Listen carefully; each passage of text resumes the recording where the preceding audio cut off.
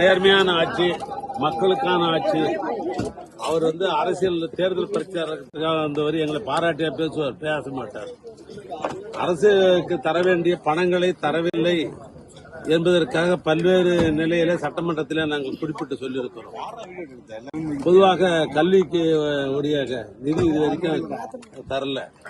இந்த 100 நாள் வேலைக்கு வேண்டிய நிலுவையிலே இன்றைக்கு அந்த நிதி இன்றைக்கு இருந்து கொண்டிருக்கிறது.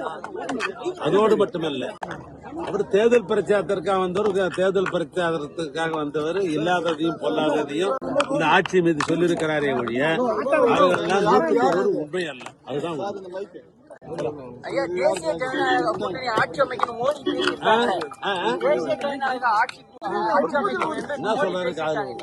தேசிய ஜனநாயக கூட்டணி ஆட்சி அமைக்கும் 210 தொகுதிகளை ஜெயிக்கும் சொல்லி மோடி பேசியிருக்காங்க. அதை எப்படி பாக்குறீங்க? அவர் ஜோசியம் சொல்லியிருக்கிறாரு. தமிழ்நாட்டு மக்களை பொறுத்தளவுக்கு எங்களுக்கு நம்பிக்கை உண்டு. தமிழ்நாட்டு முதலமைச்சர் பார்த்து பல திட்டங்களை வீடு வரைக்கும் கொண்டு சேர்த்திருக்கிறார். பல்வேறு நகர வளர்ச்சி இருக்கிறது. மக்களுக்கு வேண்டிய தேவைகளை ஆணையின் மூலமாக நிறைவேற்றியிருக்கிறார். ஆனால் நாட்டு மக்கள் 200 தொகுதியில திராவிட முன்னேற்ற ஆட்சியைத்தான் மீண்டும் கொண்டு வருவார் என்பதுதான் உண்மை.